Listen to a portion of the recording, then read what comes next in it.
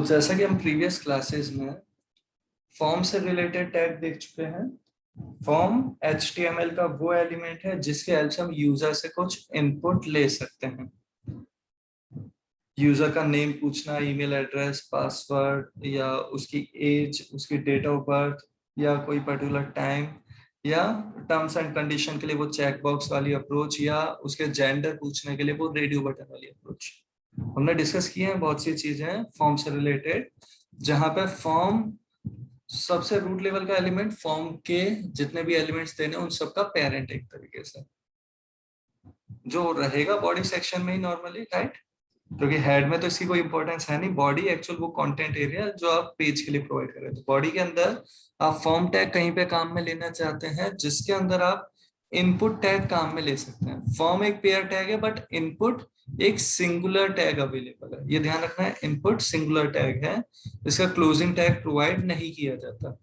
चाहे input type text हो, email हो, पासवर्ड हो, डेट, टाइम या सबमिट या कोई और, जितने भी हमारे पास इनपुट टैग के लिए टाइप एट्रीब्यूट अवेलेबल है उन सब के लिए इनपुट टैग तो भाई सिंगुलर टैग ही अवेलेबल रहने वाला है।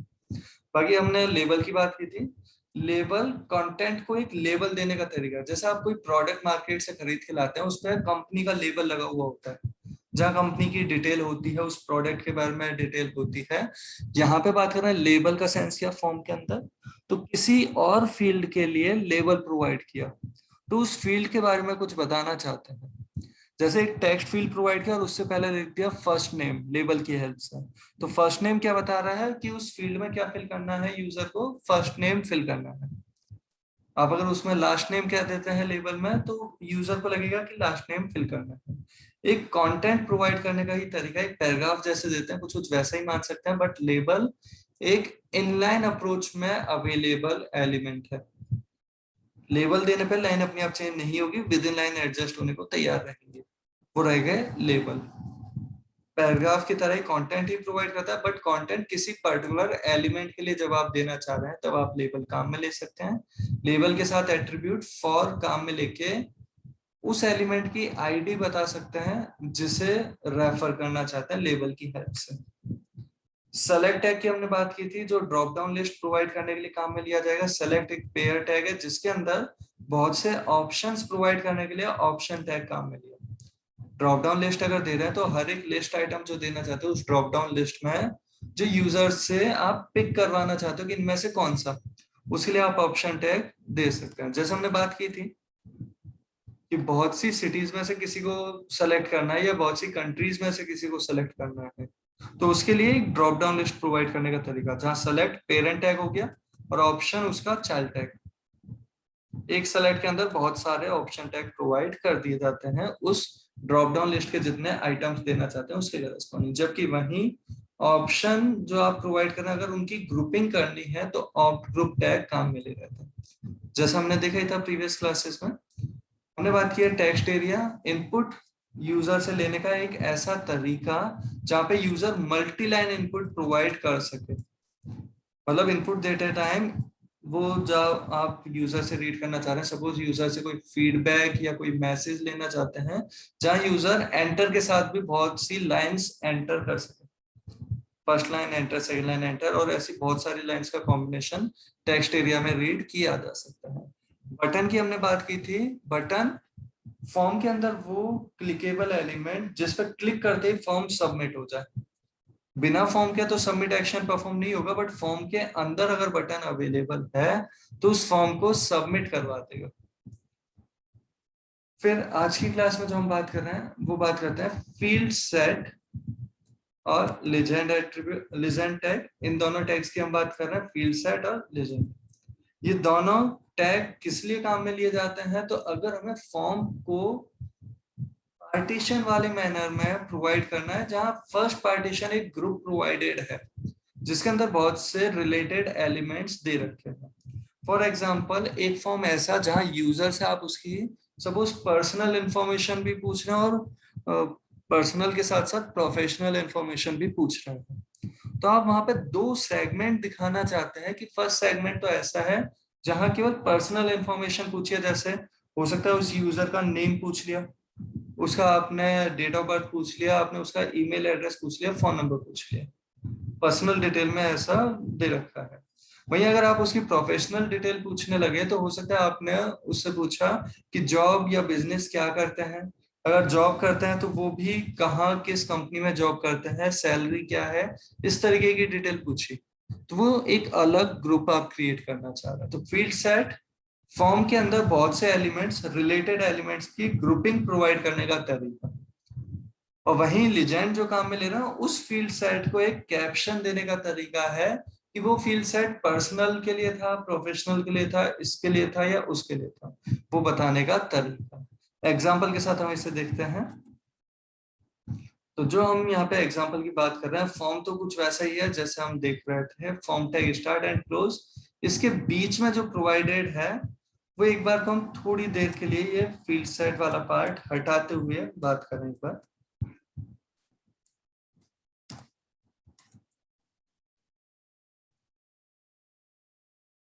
ये हमारे पास एक फॉर्म अवेलेबल है जहां हम यूजर से फर्स्ट नेम पूछ रहे हैं, लास्ट नेम पूछ रहे हैं, उसका फीडबैक पूछ रहे हैं। केवल एग्जांपल के लिए एक छोटा सा फॉर्म ही क्रिएट किया है। First name, last name and feedback, आप ये तीनों चीजें जानते हैं। लेबल भी, इनपुट फील्ड भी और टेक्स्ट एरिया भी। साथ में इनपुट के साथ अगर टाइप सबमिट प्रोवाइडेड है तो वो बटन की तरह अपीयर होने वाला इनपुट टैग है। इस पेज को अगर हम सेव करके ब्राउजर पे चेक करते हैं अभी, तो ब्राउजर पे ये कैसा अपीयर हो रहा है। तो जो फॉर्म को डिजाइन दे रखी है वो तो अप्लाई हो ही रही है कि उसकी विड्थ हमने दे रखी है या उसे मार्जिन हमने लेफ्ट और राइट का ऑटो दे रखा है, तो वो सेंटर पे आ जाएगा। तो ये पेज हमारा कुछ इस तरीके से अपीयर हो रहा है, आप सभी को विजिबल है राइट। जहाँ फर्स्ट नेम एक लेबल है, फिर उसका फील्ड है इनपुट टैग से जहाँ यूजर नेम फिल कर सकता है, फिर लास्ट नेम एक लेबल प्रोवाइडेड है, फिर उसकी वैल्यू रीड करने के लिए एक text field input type text provided है, फिर योर फीडबैक एक लेबल प्रोवाइडेड है और उसके बाद टेक्स्ट एरिया प्रोवाइडेड है मल्टीपल लाइन में इनपुट लेने के लिए, और फिर इनपुट टाइप सबमिट प्रोवाइडेड है। सिंपल सा फॉर्म है।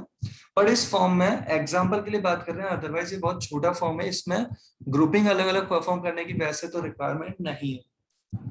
नॉर्मली बड़ा जो आपका फॉर्म होता है जहां पे आप अलग अलग ग्रुप स्पेसिफाई करना चाहते हैं वहां फील्ड सेट काम में ले सकते हैं। बट अभी एग्जांपल के लिए इस छोटे से एग्जांपल में फर्स्ट नेम और लास्ट नेम ऐसा लगता है कि आप उसकी एक प्रोफाइल, उसकी इंफॉर्मेशन पूछ रहे हो उस यूजर की, जबकि फीडबैक उसका एक रिव्यू पूछ रहे हो, उससे कुछ कंटेंट आप अलग से और पूछ रहे हो किसी चीज के बारे में, उसकी पर्सनल इंफॉर्मेशन नहीं, किसी चीज के बारे में उससे रिव्यू पूछ रहे हो, फीडबैक पूछ रहे हो। तो यहाँ पे फील्ड सेट हम कैसे काम में ले रहे हैं और उसका क्या इम्पैक्ट आता है वो दोनों ही चीज देखते हैं। तो फील्ड सेट हम काम में कुछ इस तरीके से लेते हैं, जैसे यहाँ पे हमने प्रोवाइड कर रखा है लाइन नंबर 19 से और लाइन नंबर 25 तक एक फील्ड सेट हमने प्रोवाइड कर दिया, लाइन नंबर 19 से एंड 25 तक। इस फील्ड सेट के अंदर हम कुछ कंटेंट प्रोवाइड कर रहे हैं जो उसकी प्रोफाइल से रिलेट करता है। और यहाँ पे हमने फील्ड सेट स्टार्ट होते ही एक टैग जो काम में लिया लेजेंड। इसकी क्या इंपॉर्टेंस है, ये वो लेबल देने का तरीका कि फील्ड सेट जो आप दे रहे हो, जो ग्रुप बना रहे हो, वो किस नेम से रिप्रेजेंट करना चाहते हो वहां पे उस पर्टिकुलर फॉर्म के अंदर। सिमिलरली लाइन नंबर 26 से लेके 30 तक भी एक फील्ड सेट अवेलेबल है जिसका लेजेंड हमने प्रोवाइड कर रखा है ये रिव्यू। इस पेज को सेव किया एंड इसे ब्राउजर पर चेक कर रहे हैं रिफ्रेश करते हुए इसी पेज को। ध्यान से देखें, ये बाय डिफॉल्ट इसकी डिजाइनिंग ब्राउजर की तरफ से प्रोवाइडेड डिजाइनिंग आ रही है किसकी, फील्ड सेट की। और फील्ड सेट की डिजाइनिंग तो एक्चुअली में केवल बॉर्डर जैसी ही है कि पूरे पे एक बॉर्डर दे दिया, अलग से दिखाने का तरीका। हमने अगर ये लेजेंड्स नहीं दिए होते ये लाइन नंबर 20 पे भी एंड लाइन नंबर 27 पे भी, तो इस केस में जो हमारे सामने ये अपीयर हो रहा है ये बस सिंपल से मैनर में ग्रुप कर दिया, first group second group. Group को रिप्रेजेंट करने के लिए बाय डिफॉल्ट जो CSS मिल रही है वेब ब्राउजर की हेल्प से वो ऐसे कि एक बॉर्डर विजिबल करवा रहा है पहले इन दोनों फील्ड्स के साथ, फिर ये हमने जो प्रोवाइड कर रखा है फीडबैक उसके लिए। तो दो फील्ड सेट हमने दे रखे हैं, उन दोनों पे ये बॉर्डर विजिबल करा रहा है। पर यहीं पे अगर हम बात करते हैं जैसे हमने ये लेजेंड प्रोवाइड किया रिव्यू वाला, ये कहाँ पे अपीयर हो रहा है, तो इसकी अपीयरेंस, लेजेंड की अपीयरेंस फील्ड सेट के अंदर जब लेजेंड प्रोवाइड कर रहे हैं तो जो आपने फील्ड सेट का बॉर्डर दे रखा है उसी बॉर्डर पे ही उसकी अपीयरेंस आती है लेजेंड की। जो आप देख सकते हैं कि उसका जो टॉप बॉर्डर है उस पे और लेफ्ट से थोड़े से गैप के बाद आप देख सकते हैं वो अपीयरेंस पॉइंट ऑफ व्यू से भी आप इसे समझ सकते हैं कि अपीयरेंस आप ऐसी चाहते हैं कभी तो आप इजीली इस तरीके से प्रोवाइड कर सकते हैं फील्ड सेट और लेजेंड की हेल्प से। Guys, ये सब चीजें वेब पेज को डिफाइन करने के लिए, डिजाइन करने के लिए तो हम सीएसएस देख ही रहे हैं। सीएसएस की हेल्प से भी ऐसा किया जा सकता था। होपफुली आप सभी को यहाँ तक की बात का कुछ आइडिया लगा होगा। बाकी तो फॉर्म वैसा की वैसा ही है, पूरा एक ही फॉर्म है। फॉर्म के अंदर ही पार्टीशन कर दिए गए हैं। लाइन नंबर 18 से लाइन नंबर 32 तक एक ही फॉर्म है। उसके दो ग्रुप कर दिए गए, पहला यहां से लेके लाइन नंबर 25 तक, दूसरा लाइन नंबर 26 से 30 तक। तो दो ग्रुप कर दिए गए इस पर्टिकुलर फॉर्म के। आपको अगर कहीं यूजफुल लगे, रिक्वायर्ड लगे तो बिल्कुल आप इसे काम में ले सकते हैं। बट हाँ, आपको लगे कि फॉर्म में इतना कंटेंट है जहां ग्रुपिंग करना चाहते हैं तो केवल ये तीन ही एलिमेंट्स थे। यूजर से फील्ड तीन ही पूछ रहे थे, फर्स्ट नेम, लास्ट नेम और फीडबैक। ऐसे फॉर्म में नॉर्मली इतना प्रेफर नहीं किया जाता। फील्ड जब ज्यादा है, ग्रुपिंग करने के लिए आपको लगता है कि बेटर रहेगा ग्रुप करना, वहां पे आप काम में ले सकते हैं। एंड होपफुली यहाँ तक की बात आप सभी को आइडिया लगा होगा। हम नेक्स्ट एग्जांपल जो देख रहे हैं वो एग्जांपल किस चीज का, तो हम यहाँ पे बात करते हैं डेटा लिस्ट की। डेटा लिस्ट एक ऐसा तरीका है जहां पे आप इनपुट फील्ड और ड्रॉप डाउन लिस्ट दोनों का कॉम्बिनेशन आप देख सकते हैं। जो HTML5 में अवेलेबल हुआ है ये तरीका, डेटा लिस्ट वाली अप्रोच में आप एक इनपुट कंट्रोल को, इनपुट फील्ड के लिए ऑप्शंस प्रोवाइड कर सकते हैं। प्री डिफाइंड ऑप्शंस प्रोवाइड किए जा सकते हैं। कैसे, उसे एग्जांपल के साथ देखते हैं।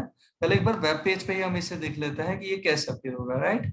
तो एक इनपुट फील्ड जैसे ही लग रहा है, ये एक इनपुट फील्ड अवेलेबल है जहां पे हम कुछ भी टाइप कर सकते हैं, कुछ भी, राइट।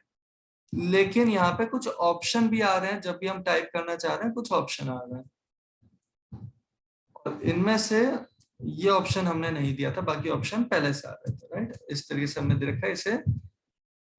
ये ऑप्शन देने का तरीका, एक इनपुट फील्ड को ऑप्शन प्रोवाइड करने का तरीका है डेटा लिस्ट। ये अप्रोच कैसी है उसे आराम से, अब पहले वेब पेज कैसे लिख रखा है उसे देखते हैं कोड में, फिर वापस वेब पेज पे आएंगे। यहाँ पे जो हमने प्रोवाइड कर रखा है फॉर्म के अंदर, एक इनपुट दे रखा है। इनपुट होपफुली आप जानते हैं और आप ये चीज अच्छे से जानते हैं। जहां लिस्ट आप एट्रीब्यूट अभी नहीं जानते, बाकी सब चीज जानते हैं, राइट। चाहो तो यहाँ लिख सकते हो इनपुट टाइप इक्वल टेक्स्ट। आप जानते हैं इस चीज का मतलब, राइट। आप यूजर से एक वैल्यू पूछ रहे हो, जैसे फर्स्ट नेम पूछा था, लास्ट नेम पूछा था। सिमिलरली आप कोर्स कौन सा है वो फिल करवाना चाहते हो, और इनपुट टाइप सबमिट, ये आप जानते ही हो। इस तरीके से अगर हमने ये प्रोवाइड कर रखा है, सेव कर रखा है, इसे अगर वेब पेज पर देखें तो कुछ ऐसे ही अपीयर हो रहा है। बस कोई लिस्ट यहाँ पे हमारे पास जो आ रही है, ये तो एक हिस्ट्री मेंटेन करते टाइम ब्राउजर ने कुछ चीज सेव कर रखी है तो आ रही है। हमने एक बार पुरानी हिस्ट्री से इसे हटा दिया अगर, तो ये अभी इस तरीके का ऑटो कंप्लीट मैनर में कुछ भी नहीं आ रहा। हम यहाँ पे कुछ भी टाइप करते हैं, कुछ भी सजेशन नहीं आ रहा। हम चाहते नहीं हमारी तरफ से दिए हुए सजेशन वहां पे अपीयर हो सके और एक बेटर मैनर में अपीयर हो सके, कि फिल्टर भी होते जाए। अगर हम जे लिखते हैं तो केवल वो सारे फील्ड रहे, वो सारे ऑप्शन रहे जिनमें कहीं ना कहीं जे आ रहा है। जिनमें जे आ ही नहीं रहा वो सब हट जाए। सिमिलरली जैसे के दिया तो वो सारे ऑप्शन रहे जिनमें के लिखा हुआ है, बाकी सारे हट जाए। अभी हमने जो प्रोवाइड रखा है वो बहुत सिंपल से मैनर में एक इनपुट टाइप टेक्स्ट ले रखा है, उसका नेम दे रखा है और टाइप इनपुट टाइप सबमिट ये दे रखा है। इसमें अगर हम कुछ फिल करते हैं, जैसे हमने ABCD फिल किया और सबमिट किया, तो ये सबमिट होने पे कैसे जा रहा है, कोर्स इक्वल और ABCD, जो नाम दे रखा है वो है कोर्स, वैल्यू जा रही है ABCD जो हमने इसमें फिल की थी। अब यहाँ पे डेटा लिस्ट अभी तक यूजफुल नहीं अलग से लग रहा, बट यहाँ पे यूजफुल कैसे रहेगा, तो एग्जाम्पल के साथ जो हम बात कर रहे हैं, बात कुछ ऐसी जैसे हमने यहाँ पे लिस्ट एट्रीब्यूट में वो आईडी बताई। जैसे लेबल के साथ एक फॉर एट्रीब्यूट दे रहे थे, उसमें क्या दे रहे थे, किसी चीज की आईडी, जिसकी आईडी दी उसे रिलेट करने लग जाता है। सिमिलरली इनपुट टैग के अंदर लिस्ट एट्रीब्यूट काम में लेते हुए वहां पे एक आईडी दे रहे हैं। किसकी आईडी दी? हमने इस पर्टिकुलर डेटा लिस्ट की आईडी प्रोवाइड कर दी। और ये डेटा लिस्ट क्या है उसे आप ध्यान से देख सकते हैं। ये जो डेटा लिस्ट अवेलेबल है ये कुछ कुछ सेलेक्ट और ऑप्शन की तरह ही आपको दिख रहा होगा। अगर आपके सामने वो पेज भी हम ओपन कर देते हैं पहले एक बार। सेलेक्ट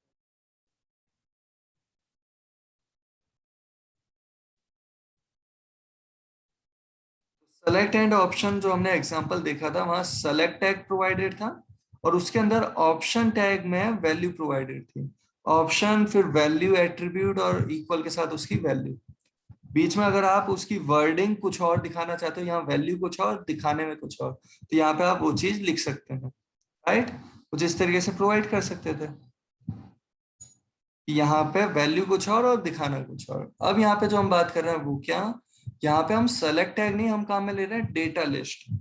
डेटा लिस्ट क्या, कि किसी के सपोर्ट के लिए एक लिस्ट प्रोवाइड करना चाहते हैं। जैसे लाइन नंबर 19 पे जो इनपुट फील्ड अवेलेबल है ना, उसकी हेल्प करना चाहते हैं इस डेटा लिस्ट से। तो डेटा लिस्ट हमने प्रोवाइड की। डेटा लिस्ट एक पेयर टैग है, इसके बीच में सारे ऑप्शंस हमने दे दिए। जितने भी ऑप्शन देने थे सबकी वैल्यू हमने स्पेसिफाई कर दी, जो जो वैल्यू हम देना चाहते थे। और यहाँ पे अगर कहें हमने इस डेटा लिस्ट को एक आईडी दे दी, और जो आईडी दी है आईडी एक्चुअली में किसकी है, इस पूरे पेज पे आईडी केवल डेटा लिस्ट को हमने दे रखी है। अदरवाइज आईडी आप किसी को भी दे सकते हैं। इनपुट फील्ड की लाइन नंबर 19 पे अवेलेबल इनपुट फील्ड की आईडी अगर देनी होती तो आईडी हम यहाँ पे कुछ प्रोवाइड कर सकते थे। बट अभी हमने इनपुट फील्ड की आईडी नहीं दी। इनपुट फील्ड को रिलेट करना चाहता हूँ उस डेटा लिस्ट के साथ, कि उसके पास वो लिस्ट जिसकी आईडी कोर्सेज हमने दे रखा है, उससे डेटा हेल्प के लिए आप काम में ले सकते हैं। कैसे काम में ले रहा है, तो data list drop down list की तरह अपीयर होगा इनपुट फील्ड के साथ। एक बार वापस हम पेज को जब रिफ्रेश करके देखें, इस बार हमारे पास ये जो पेज आ रहा है इसमें इनपुट फील्ड पे जैसे माउस लेके आ रहा है तो ये आपको सिंबल भी दिख रहा होगा। इस पर क्लिक करते हैं तो क्लिक करने पे हमारे पास ये चीजें आ रही हैं, जिनमें से ABCD हमने नहीं दिया। बीच में आपको ये लाइन ड्रॉ की हुई दिख रही होगी होपफुली। ये लाइन ये बता रही है कि इससे पहले की वैल्यू तो सजेशन कोड में प्रोवाइडेड थे, जबकि बाद में जो वैल्यू आ रही है वो ब्राउजर की तरफ से सजेशन है, ऑटो कंप्लीट वैल्यू अवेलेबल है। हमने वो चीज तो हटा दी, एक्स्ट्रा जो अभी ABCD थोड़ी देर पहले ही फिल किया था, इस कारण से सजेशन आ गया था। अभी ये सारी वैल्यूज अवेलेबल है जो हमने ऑप्शन की तरह दे रखी है। HTML, CSS, JavaScript, C programming, Java, CPP programming. अब यहाँ पे अगर टाइप करते हैं इस जगह पे सपोज सी, तो ऑप्शन हमारे फिल्टर हो गए कुछ, जिन जिनमें सी अवेलेबल है, भले ही स्टार्टिंग में चाहे बीच में, जहां पे भी सी अवेलेबल है केवल वही ऑप्शन में रहा, बाकी सब हट गए। हम यहाँ पे अगर CP लिख दें तो केवल यही ऑप्शन हमारे पास बचता है, क्योंकि कंटिन्यूअसली CP किस में अवेलेबल है, वो CPP यहीं पे अवेलेबल है। हम अगर CS लिख देते हैं तो ये ऑप्शन आता है। इसी तरीके से अगर हम यहाँ J देते हैं, एक्चुअल लिस्ट हमारे पास जो आ रही है वो ये पूरी थी। इसमें अगर हम J देते हैं तो जावा स्क्रिप्ट और जावा ये दोनों ऑप्शन आ रहे हैं। हम यहाँ पे A दे देते हैं, V दे देते हैं, A दे देते हैं दोनों। S दिया तो एक ही ऑप्शन बचा है, वो है जावा स्क्रिप्ट। और खास बात इस तरीके की डेटा लिस्ट के साथ इनपुट फील्ड देने की, ड्रॉप डाउन लिस्ट का भी काम ये सपोर्ट कर रहा है। साथ के साथ ड्रॉप डाउन लिस्ट में ऑप्शन यूजर अपनी तरफ से फिल नहीं कर सकता, जो वहां पे ऑप्शन प्रोवाइडेड है उनमें से कोई सा सेलेक्ट कर सकता है। कैसे, जैसे यहाँ पे अगर हम इनमें से कोई सा सेलेक्ट करते हैं, फॉर एग्जांपल सी प्रोग्रामिंग, और सबमिट पे क्लिक किया, तो ये कोर्स की वैल्यू क्या चली गई, सी प्रोग्रामिंग। URL रीराइटिंग में स्पेस की जगह पे प्लस लग गया है, बट बाकी वैल्यू कौन सी गई है, सी प्रोग्रामिंग वाली वैल्यू चली गई। हम यहाँ पे अगर सपोज ये जावास्क्रिप्ट पिक करते सबमिट करते, तो कोर्स इक्वल जावास्क्रिप्ट हमारे सामने ये लिखा हुआ आ रहा है। सबमिट क्या हो रहा है, कोर्स की वैल्यू क्या सबमिट हो रही है, जावास्क्रिप्ट। बट यहीं पे अगर हम इनके अलावा भी कुछ और देना चाहते हैं तो वो भी दे सकते हैं। जैसे हमने मैथ दे दिया ऐसे ही और सबमिट किया, तो ये क्या ले गया, कोर्स की वैल्यू मैथ लेके चला गया है। तो होपफुली आप सभी को ये जो डेटा लिस्ट की बात की है उसका कुछ आइडिया लगा होगा। काफी अच्छे प्रोजेक्ट्स में भी इस तरीके की चीज काम में ली जा सकती है।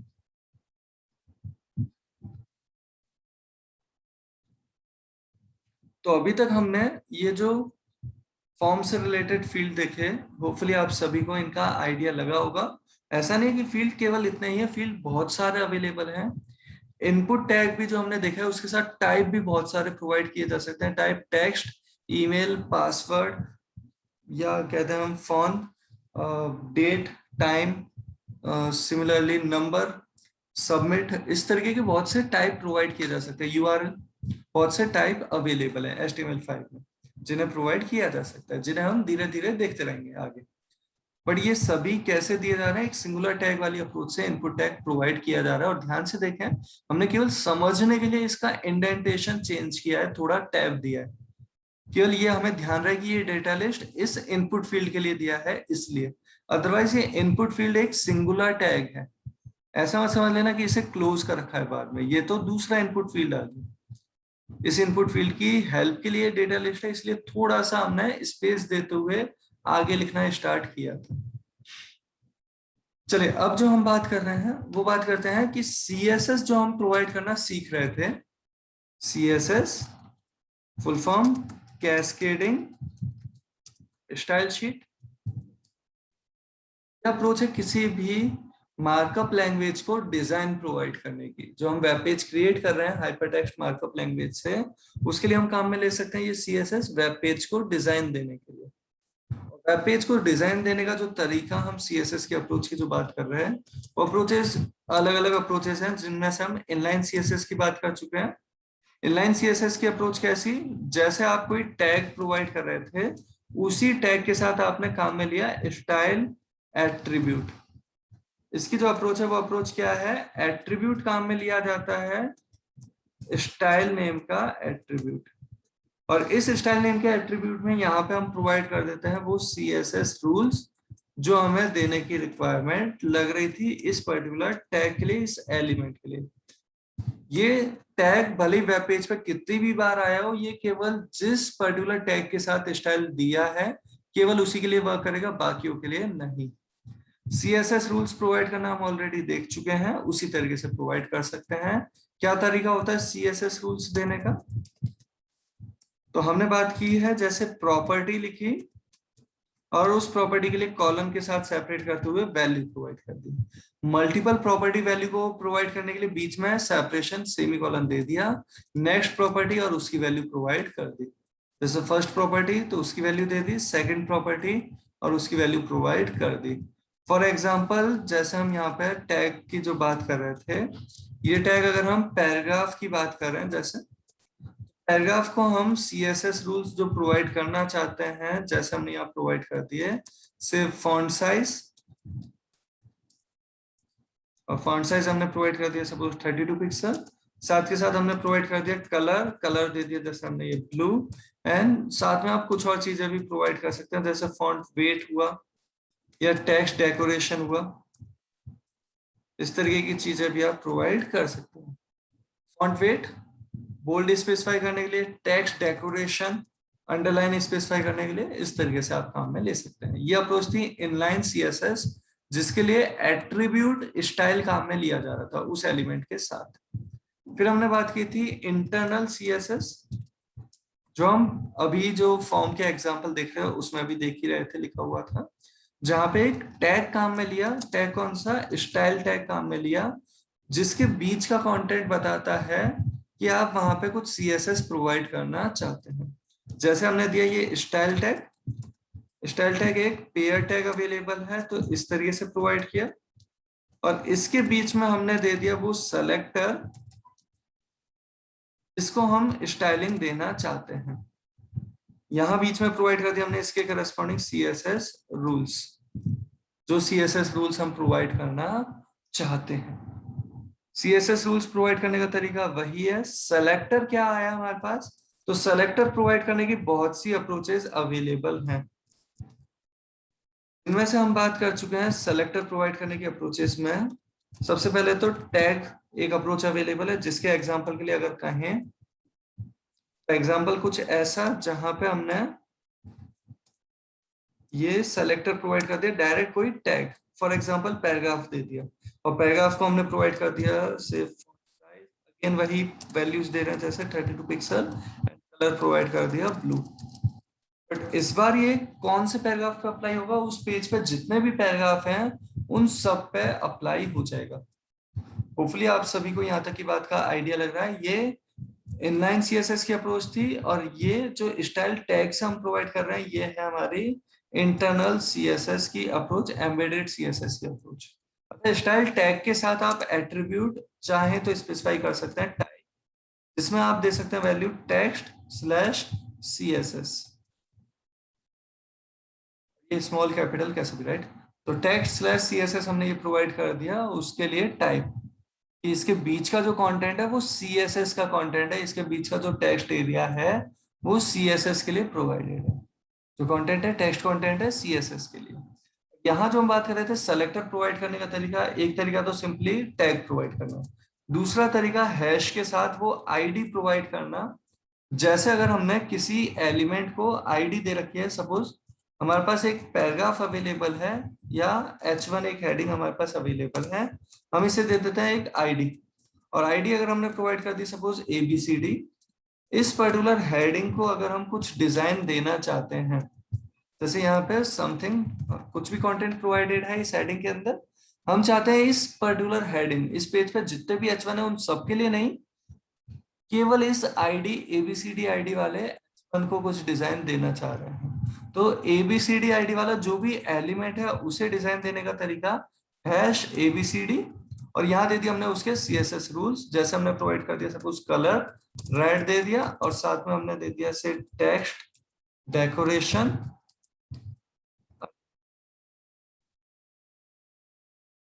ये CSS रूल्स कौन से दे रहे हैं उससे ज्यादा इंपॉर्टेंस हम अभी किस पे दे रहे हैं, सेलेक्टर प्रोवाइड कर कैसे रहे हैं, और आईडी आप किसी भी एलिमेंट को दे सकते हो। बस ध्यान रखने की चीज, पूरे पेज पे आईडी यूनिक होनी चाहिए, पूरे पेज पे आईडी यूनिक होनी चाहिए, आईडी का रिपीटेशन नहीं होना चाहिए। यहीं पे हम जो बात कर रहे हैं वो बात करते हैं एक और अप्रोच, डॉट क्लास। ये अप्रोच क्या है कि अगर हम यहाँ पे सपोज हमारे पास जो कंटेंट अवेलेबल है वो कुछ इस तरीके का अवेलेबल है कि हमारे पास 3 H2 हेडिंग वाले एलिमेंट अवेलेबल है, हम अगर तीनों ही H2 हेडिंग वाले एलिमेंट पे कुछ प्रोवाइड करना चाहते हैं तो डायरेक्टली H2 टैग पे वो CSS प्रोवाइड कर देते हैं। फॉर एग्जाम्पल हम इन तीनों का कलर चेंज करना चाहते हैं अगर, तो प्रोवाइड करते हैं H2 और साथ में प्रोवाइड कर देते हैं कलर ग्रीन, इस तरीके से हमने दे दिया होता, तो इन तीनों का ही कलर कैसा आ जाता, ग्रीन आ जाता।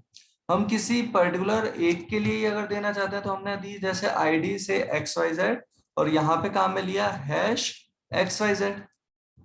बट कभी अगर हमें ऐसा करना है किसी एक पे नहीं, बहुत सारे H2 एलिमेंट्स पे या बहुत सारे एलिमेंट्स पे कुछ चीज प्रोवाइड करनी है, जरूरी नहीं है H2 पे ही, बहुत सारे एलिमेंट्स पे हमें कुछ चीज प्रोवाइड करनी है, उसके लिए हम दे रहे हैं यहाँ पे क्लास।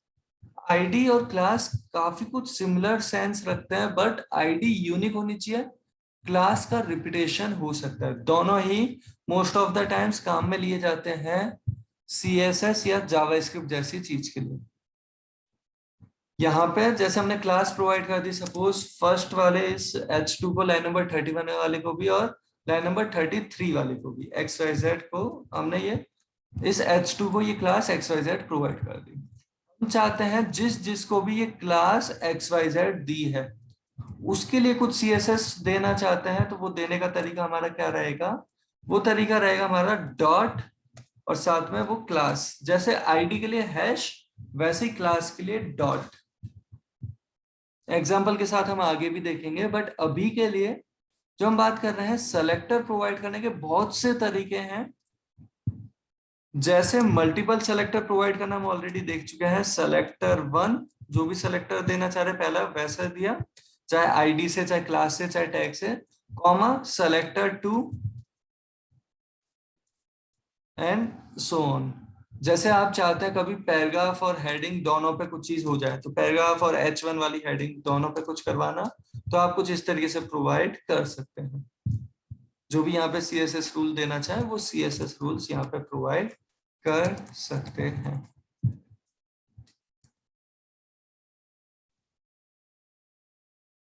जबकि सीएसएस जो हम बात कर रहे हैं, सीएसएस प्रोवाइड करने की अप्रोचेस, एक अप्रोच है इनलाइन सीएसएस, दूसरी है इंटरनल सीएसएस, और तीसरी अप्रोच हमारे पास जो अवेलेबल है वो है एक्सटर्नल सीएसएस।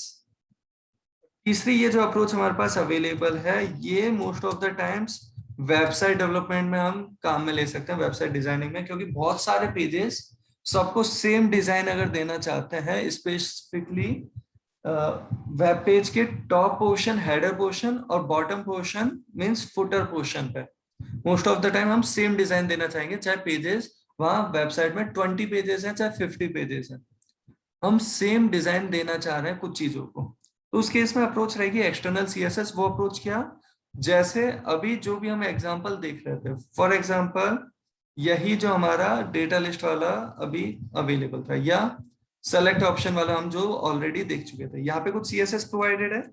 यही चीज अगर हम देते हैं कुछ इस तरीके से, जहां पे जहां पे हमने ये पेज सेव किया, कुछ इस तरीके से हमने सेव कर दिया, और जो भी हमें यहाँ स्टाइल देनी थी वो स्टाइल यहाँ नहीं दी, वो स्टाइल हम दे रहे हैं एक अलग फाइल में, जिसे अभी हम क्रिएट कर लेंगे, बट उस फाइल को लिंक करने के लिए काम में ले रहे हैं लिंक टैग।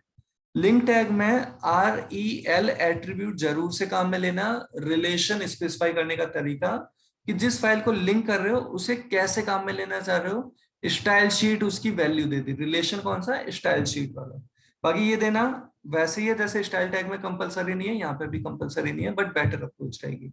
HREF में हाइपर रेफरेंस प्रोवाइड कर रहे हैं उस फाइल का जिसमें हम अपनी वो स्टाइलिंग दे रहे हैं, जैसे style1.css हम सेव कर रहे हैं इस पेज को, तो और अलग से ये फाइल हमने क्रिएट की जिसमें हमने ये CSS रूल्स बिल्कुल वैसे ही प्रोवाइड कर दिए जैसा हम देख रहे थे ऑलरेडी।